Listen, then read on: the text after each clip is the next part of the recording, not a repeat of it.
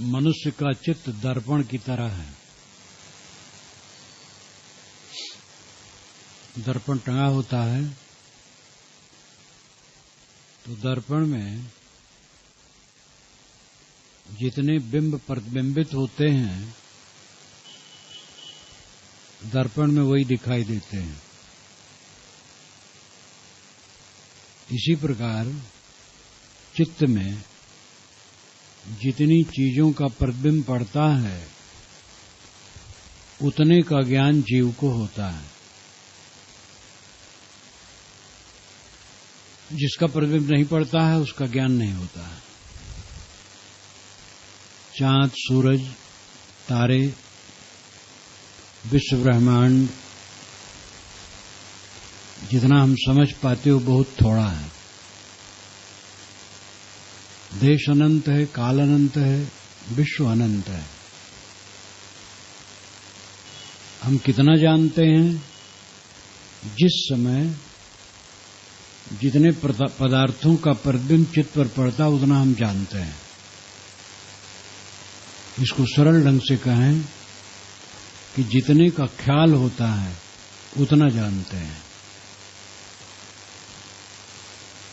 इसी जीवन में हम बहुत कुछ जानते हैं, लेकिन एक काल में जितना ज्ञान है सब नहीं रहता है, थोड़ा रहता है। आपके घर की चीजें हैं, सब का सब आप एक समय याद नहीं रख पाते हैं। कुछ चीजों की याद करते हैं, बाकी विस्मृत रहती है। इसलिए जगत का संबंध चित्त के द्वारा है। चित्त बीच में न रहे तो जगत अलग है और हम अलग हैं। जगत से कोई सरोकार नहीं। गाढ़ी नींद में आदमी है और उसके पास की वस्तु चोर ले जा रहा है, उसे कुछ पता नहीं, न सुख है न दुख है। जागता है, लेकिन जागते जागते उसके पीठ के पीछे की चीजें कोई चुरा ले गया, उसको कुछ पता नहीं। न कोई क्लेश है, और अगर कोई ला करके धन उसके पीछे रख दे उसका भी हर्ष नहीं, क्योंकि जानता नहीं। दुनिया बड़ी लंबी चौड़ी है। जितना जिस समय हम जानते हैं उतना से हमारा संबंध होता है। और जानना किससे होता है? ये चित्त के द्वारा। जानने वाला तो आत्मा है, लेकिन जिस साधन से जानता है वो चित्त है, मन है। मन बीच में काम करता है, इसलिए दुनिया का पता लगता है। जिस समय में मन जिस वस्तु को नहीं ग्रहण करता है उस वस्तु से हमारा कोई संबंध नहीं, और जिस समय कोई वस्तु नहीं है लेकिन मन ने उसे ग्रहण किया है तो उसका सुख दुख का अनुभव होता है। एक आदमी 80 वर्ष का है, 10 वर्ष की उम्र में उसका कोई प्रिय मर गया था। 70 वर्ष हो गए, लेकिन जब भावपूर्वक उसकी याद करता है तो उसे दुख सताने लगता है। 70 वर्ष पुरानी अप्रिय घटना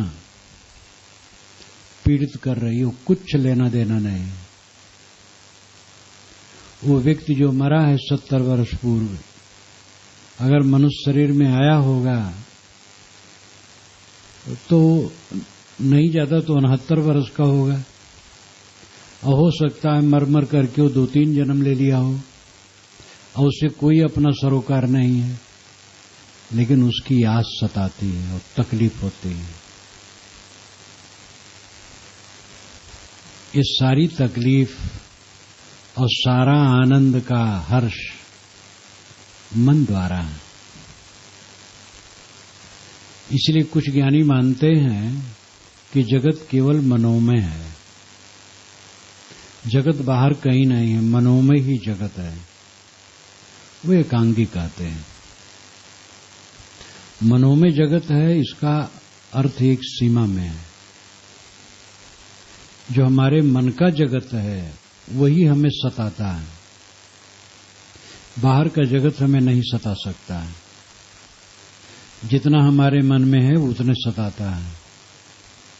लेकिन हमारा मन, मानसिक जगत, ये बाहरी जगत से बना है। जब हम चीजों को देखते हैं या सुनते हैं या भोगते हैं, उसका नक्शा मन में बनता है। देखे ना, सुने ना, भोगे ना तो नक्शा नहीं बनेगा।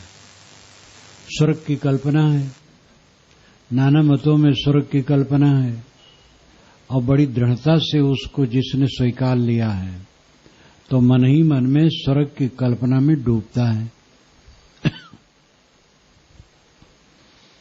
और उसी में गदगद रहता है।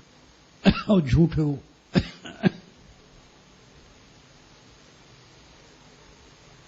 बहुत पुरानी घटना है।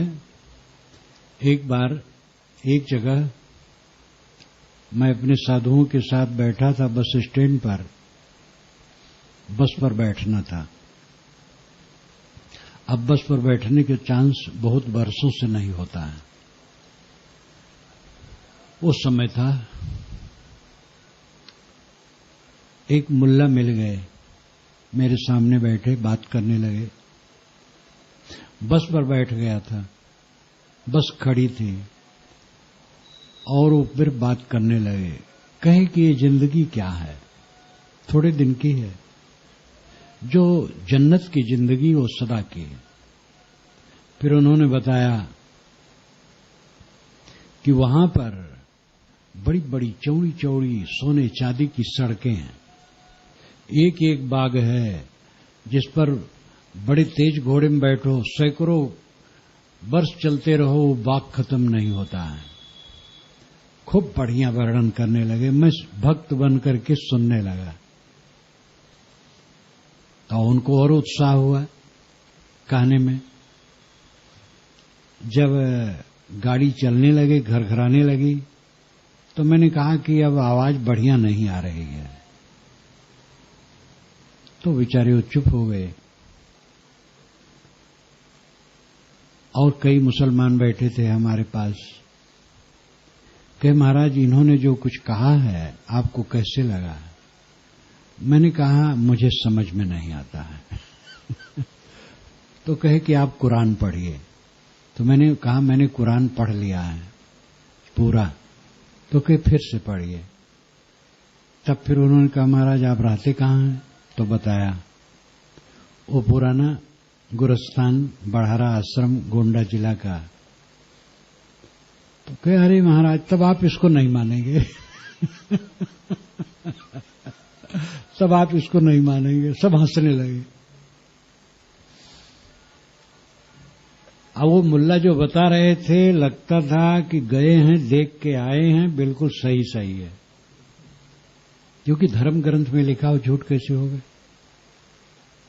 वेद में भी स्वर्ग का वर्णन है। अब वेद कैसे झूठ हो गए? शास्त्रों में स्वर्ग का वर्णन है। तो स्वर्ग का वर्णन सुना तो उसमें मन ही मन में गदगद हो रहे हैं। अब है कहीं नहीं स्वर्ग। स्वर्ग है मन की निर्मलता, और कहीं स्वर्ग बाहर नहीं। मनोमय जगत है हमारी दुनिया मन की है। जितने प्राणी पदार्थों परिस्थितियों से अपना मन प्रभावित है, अपना मानता है, वही हमारा जगत है। वही सुख देता है और दुख देता है। जब अनुकूल कल्पना होती है तो सुख लगता है, जब प्रतिकूल कल्पना होती है तब दुख लगता है। प्रिय पुत्र है और उसके लिए जब अगर प्रतिकूल कल्पना आई तो वो प्यारा नहीं लगता, दुख लगता है। एक शत्रु है, वो सुंदर है, सुशील है, लेकिन उसकी याद आनंद कर नहीं लगती। एक कुरूप है और कुआचरण का है, लेकिन हमें मोहब्बत उससे है तो प्रिय लगता है। ये मनोमय जगत, मन का जगत सबको काटता है। ये सुख लगना दुख को निमंत्रित करना है। जहां पदार्थों में सुख लगेगा वही दुख आएगा, पक्का समझ लो। दशरथ ने कैकेयी के प्रति ज्यादा मोह किया, वहीं से उनको प्राण पीड़ा लगी। कैकेयी देश की थी। कैकेयी देश पंजाब क्षेत्र है, ब्यास नदी का क्षेत्र। उधर लोग गोरे और लंबे होते हैं। पुराने ग्रंथों में आता है, बृहत्तर भारत के लोग रजवाड़े पंजाब से दुल्हन लाते थे। जो बड़े शौकीन होते थे पंजाबी लड़की लाते थे। दशरथ भी कैकेयी नरेश से जाकर के कहे कि कैकेयी मुझे दो। तो कैकेयी नरेश ने कहा कि कैकेयी से उत्पन्न बच्चा अयोध्या की गद्दी पर बैठेगा, ये आप स्वीकारें तो मैं दे सकता हूं। तो स्वीकार लिए। बच्चा तो होता नहीं था, अंतिम में हुए बच्चे। और जब समय आया तो उनको ये सालता रहा कि शर्त के अनुसार भरत गद्दी का अधिकारी है, लेकिन राम बड़े हैं। उनके मन में था कि राम को गद्दी हो। विवाह से लौटे हैं जनकपुर से, और उसी समय कैकेयी नरेश का संदेश आया कि भरत आ जाएं। तो भरत और शत्रुघ्न दोनों चले गए ननिहाल। तुरंत दशरथ ने राम की गद्दी का आयोजन किया। कथा आती है वाल्मीकि रामायण में कि उन्होंने मंत्रियों से कहा, मैं बूढ़ा हो गया हूं, थक गया हूं, अब ये भार राम के जिम्मे डाल दिया जाए। मैं तो एक पक्षी हूं, आप लोग सोचिए। राम हमसे योग्य हैं हर बात में, उन्हीं को दे दिया जाए। सबने हां हां किया। ये तो मंत्रि परिषद में बात हुई। जब घर गए निवास स्थान पर शाम को, तुरंत आदमी भेज करके राम को बुला लिए और कहे, राम कल ही क्यों न तुम्हारी गद्दी हो जाए। अच्छा काम जल्दी करना चाहिए। भरत जब तक दूर हैं अयोध्या से, तुम्हारी गद्दी होनी चाहिए। भरत सज्जन है, तुम्हारे अनुगामी है, प्रिय है, लेकिन सज्जन का भी मन बदलता है। तो कल ही हो जाए तो क्या हर्ज है। जाओ, मैं वशिष्ठ को भेजता हूं, दोनों प्राणी दीक्षा ले लो और कल ही गद्दी हो जाए। राम कुछ नहीं बोलते, आ जाते हैं। वशिष्ठ पहुंचते हैं राम के भवन में, राम और सीता को दीक्षा देते हैं और वो दोनों कुशासनी पर सोते हैं। फिर जो घटना घटी आप जानते हैं। कैकेयी के महल पर उसकी दासी मंथरा घूम रही थी। कौशल्या के महल पर बड़ी गहमागहमी। मंथरा ने कहा, क्या बात है, बहुत गहमागहमी है। कौशल्या की नौकरानियों ने कहा, तुम नहीं जानती हो कल राम का राज्य होने वाला है। उसको सांप छू गया। आई कैकेयी को उसने कहा कि राम का राज्य होने जा रहा है कल। कैकेयी ने कहा, बहुत खुशी, भरत और राम में कोई फर्क नहीं। खुश होकर के उसने एक जेवर उतार करके दे दिया मंथरा को। मंथरा और जल भुन गई। कहे तुम बेवकूफ हो, राम का राज्य होगा, फिर उनके लड़के का राज्य होगा, फिर उन्हीं चलेगा, भरत बेकार हो जाएंगे। भरत या तो जेल में डाल दिए जाएंगे या मार दिए जाएंगे, कुछ नहीं होगा। और ये दशरथ सांप हैं जिसको तुम गोद में खिला रही हो, सब जान रहे हैं और तुम कुछ नहीं जान रही हो। खूब पढ़ाया, फिर कैकेयी का मन खराब हुआ। और दशरथ जब आए, कैकेयी के भवन में देखा तो जो दुख सब आप लोग जानते हैं पढ़ सुन करके। ये सारा क्लेश क्यों? दशरथ को राम में मोह, पहले कैकेयी में मोह, विवाह लाए और शर्त कराए कि कैकेयी का बच्चा ही बैठेगा। अब राम में मोह, और उनको प्राण पीड़ा लगी और मर गए, फटक फटक के मर गए। राम बन चले गए, फटक फटक के मर गए। मोह जहां आता है, जहां सुख लगता वहीं दुख आता है। स्वर्ण मृग, सीता ने देखा स्वर्ण मृग, आकर्षित हो गई। उन्होंने राम से कहा इसको लाओ। राम बड़ी उतावली से तरकस बांधे और लिए धन्ना बाण। लक्ष्मण ने कहा भैया सोने का मृग नहीं होता है, ये धोखा है। कहे नहीं, सीता का बहुत मन है, मार के या जिंदा जान लाना है। तुरंत तकलीफ हुई। सीता रावण के कैद में रोती रही और राम बन बन रोते रहे।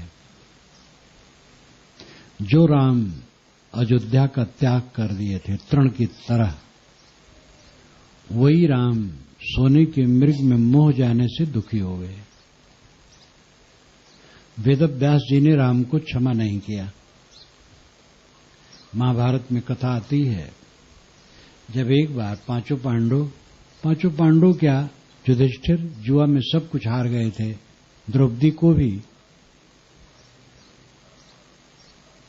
धृतराष्ट्र ने सब लौटा दिया और कहा जाओ इंद्रप्रस्थ अपना राज्य करो। दुशासन पता पाया, दुर्योधन के पास गया, कहा बुढ़वा सब चौपट कर दिया। जो आपने छल करके सब इकट्ठा किया था, बुढ़वा सब नष्ट कर दिया। दुर्योधन दौड़ा, कहा पिताजी आपने क्या किया? फिर बुलाइए, हम फिर जुआ खेलेंगे। फिर बुलाए। धृतराष्ट्र की बुद्धि पुल वाली, ठिकाना नहीं। जब हरकारा गया, युधिष्ठिर से रास्ते में कहा कि फिर से जुआ के लिए बुला रहे हैं। युधिष्ठिर ने कहा जुआ खेलना तो दुखद है, लेकिन जुआ का निमंत्रण पाकर के मैं रुक नहीं सकता हूं। ये धर्मराज की कहानी है। उनका मोह जुआ के प्रति लौट पड़े। तब वेदव्यास ने लिखा है, सोने का मृग होना असंभव है, लेकिन राम जैसे लोग भी लुभा गए। सच है, जब विनाश का दिन आता है तो बुद्धि बदल जाती है।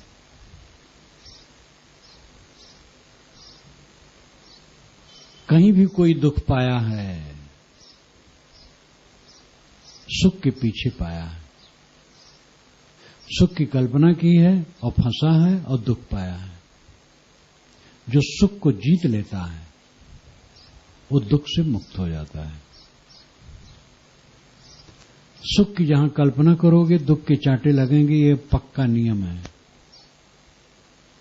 इसलिए तटस्थ होकर के जियो। जिन बच्चों को लोग अनेक बार चूमते और प्यार करते हैं,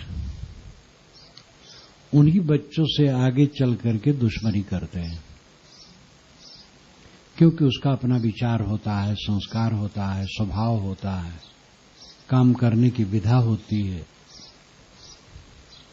एक लड़का है, निर्मल है, अभी जवान होगा तो उसके अपने विचार संस्कार उदय होंगे। जब विवाह होगा पत्नी आएगी तो पत्नी का मन और अपना मन लेके उसे चलना होगा। जब रात में आकर के पति अपनी पत्नी से मिलेगा तो पत्नी उसके कान में तेल डालेगी, तुम्हारे दादा ऐसे, तुम्हारी दाई ऐसी, तुम्हारी बहन ऐसी। और ये सब सुनते सुनते लड़के का मन बदलेगा। लड़का समझदार है तो समझाएगा, समझाएगा तो पत्नी रूठेगी। ठीक है, तुम तो भाई पिता पुत्र हो, एक हो, हम बाहर से आई हैं बेकार के आदमी। तो कलेश उत्पन्न होना शुरू होता है। अब लड़के का मन वैसे कैसे रहेगा? लड़का समझदार है, बहू भी समझदार है, तो अच्छा है। फिर भी अंतर पड़ेगा। और हम चाहते हैं वैसे रहे, कैसे रहेगा? सब कुछ सब समय बदलता है और इसके लिए पहले से तैयारी रखो। ये सब मनोमय है, जितना संबंध है सब मनोमय है, मन से रचा हुआ है। विवेक से जियो, अनासक्त होकर के जियो। दुनिया की जितनी वस्तुओं का स्मरण होता है उतने ही से हमारा संबंध होता है। समाधि में जब किसी चीज का स्मरण नहीं होता तो किसी का संबंध नहीं। सुषुप्ति में किसी का स्मरण नहीं होता तो किसी संबंध नहीं। जागते जागते भी जिस वस्तु का स्मरण नहीं होता उसका संबंध नहीं। इसीलिए विवेकवान कहते हैं कि जिस बात से आपको दुख लगता है उस बात को चित्त से उतार दो। मरी मरी बात, 30 वर्ष पुरानी घटना है, किसी ने हमें गाली दी थी, अब वो याद करके मन में डूबे तो पूरा कलेश हो जाएगा बिला वजह। जिसने गाली दी थी उसका मन बदल गया है, लेकिन अब हमारा मन, उसको सोचा दुख हो गया। ये मन का चक्कर, मन के भंवर में सारा संसार नाच रहा है। जो मन को जीते वो परम सुखी है। मन को जीतना क्या है? मन को देखते रहो। मुर्दा में न जियो, सपने में न जियो, याद रखो। सब लोग मुर्दा में जीते हैं या सपने में जीते हैं। बीती हुई बातें मुर्दा हैं, अब आगे की कल्पना सपना है। दोनों झूठ है। इस क्षण के पहले जितना संबंध हुआ है सब मुर्दा हो गया है और मुर्दा में सब सड़ रहे हैं। यदुवंश आपस में कट के कैसे मरा? मुर्दा की याद करके। तूने उसको ऐसे मारा था, तूने उसको ऐसे मारा था, जब वो एकदम निहत्था बैठा था तूने मार दिया था, वो सब सो रहे थे तब तूने उसको मारा। क्या तू यादव कहलाने योग्य, छत्री कहलाने योग्य? गर्मा गर्मी हुई और कट के मर गए। 36 वर्ष पुरानी घटना है यादवों के विनाश के पूर्व कौरव पांडवों के विनाश का। और उसकी याद करके क्रोधित होकर के आपस में तलवार चला दिए। आदमी मुर्दा में जीता है या सपना में? आगे ये होगा तब ये होगा, तब ये होगा, तब ऐसा करूंगा, तब ऐसा करूंगा। खूब मन का तूदा, इतना धन कमाऊंगा तो ऐसी बिल्डिंग बनाऊंगा, तो ऐसी गाड़ी लाऊंगा, तब इंद्रलोक की एक परी लाऊंगा, वो पत्नी मेरी होगी और जैसे मैं सोचूंगा वैसे वो चलेगी, मेरे इशारे पर नाचेगी, जहां कहूंगा उठ बैठ वहां उठे बैठेगी। हकीकत क्या होता है? जितना चाहता उतना मिलता नहीं। विवाह हुआ, पत्नी आई, लाग डांट शुरू। पति कुछ कहता है, पत्नी कुछ कहती है। एक सज्जन ने कहा कि साहब एक लड़की से बातचीत हुई विवाह के लिए, वो कहा ठीक है, तो आई, घर देख ली, घूमी घर में, शादी हो गई, घर में आ गई। कुछ दिन में कही कि तुम्हारे घर में वो सुविधा नहीं है, मैं यहां नहीं रहूंगी। तो कही तुम देख गई हो, पहले पसंद कर गई हो। कहे हाँ मुझे गलती हुई समझने में, नैहर चली गई। वहां से उसने मुकदमा कर दिया। अब वो मुकदमा बहुत दिन चला, उसमें बेचारा अपना घर बेच दिया। मां केवल थी बस, घर बेच दिया, किराए के मकान में रहने लगा। अब मुकदमा तो अंत होना बड़ा मुश्किल होता है, अंत में समाधान किया, कुछ हर्जाना दिया और छुट्टी लिया। मैंने कहा आप दूसरी शादी कब करोगे?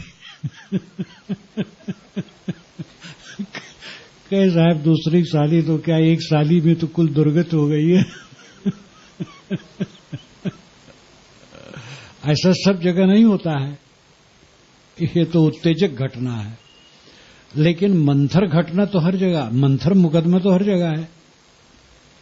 लाग डांट, नोक झोंक, बात बैठती नहीं है, ये मुकदमा हर जगह। कचहरी मुकदमा न जाए, घर में तो मुकदमा रहता है।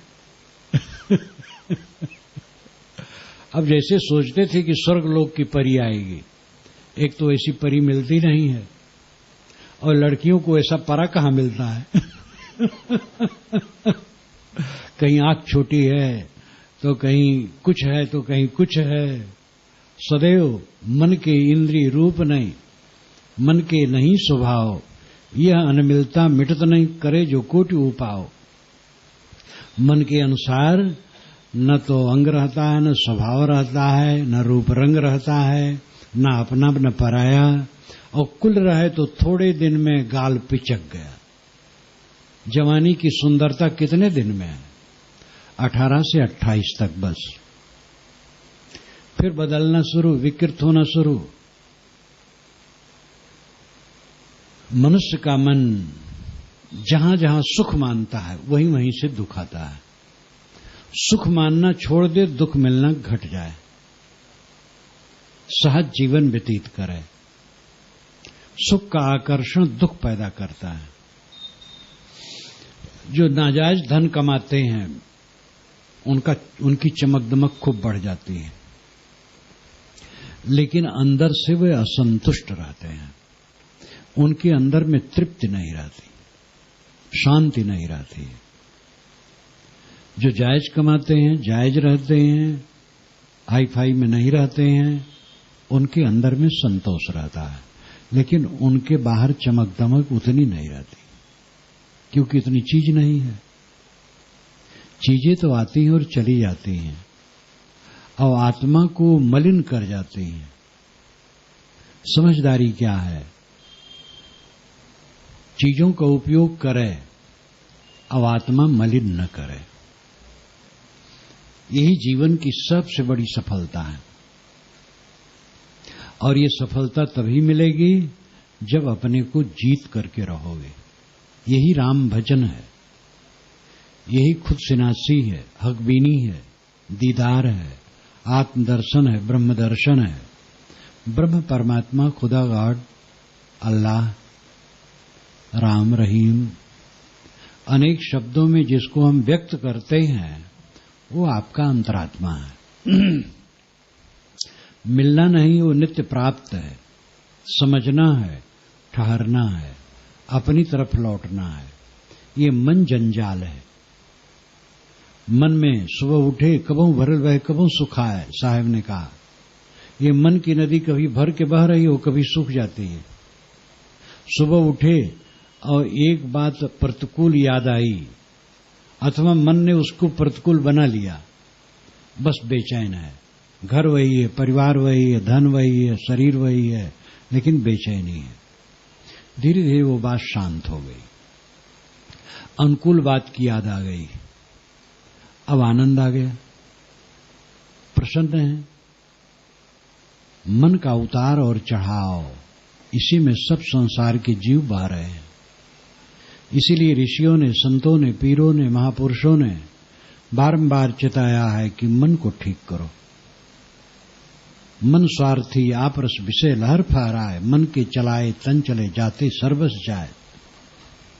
जो यह मन को बस करे शिष्य हो सब देश, मनोपुब्बगमा धम्मा मनो सेठा मनोमया, मन साचे पदुत्थेना भासति वा करोति वा, ततो दुख मनवे चक्कम वा बहतो पदम।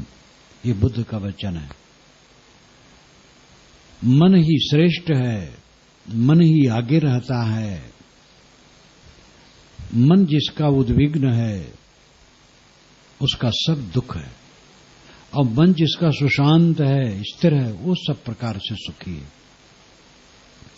इसलिए कोई भी काम करो, न्यायपूर्वक करो, विवेक से करो, दूसरों को क्षति दे करके अपना लाभ न सोचो, दूसरे का नुकसान करके अपना फायदा न सोचो, ईमानदारी से काम करो, मन को ठीक करो। भगवान को नहीं पाना है, मोक्ष को नहीं पाना है, मन को ठीक करना है। जब मन ठीक हो जाएगा तब जो दशा रहेगी वही भगवान की प्राप्ति और वही मोक्ष की प्राप्ति होगी। क्योंकि जो प्राप्त होता है उसका हेतु होता है, जिसका हेतु होता है वो फिर क्षणिक होता है। इसलिए आत्मा न तो प्राप्य है और न विनष्ट है। आत्मा अमर है इसलिए वो विनष्ट नहीं है, और आत्मा प्राप्य भी नहीं है, यानी पाने योग्य नहीं है।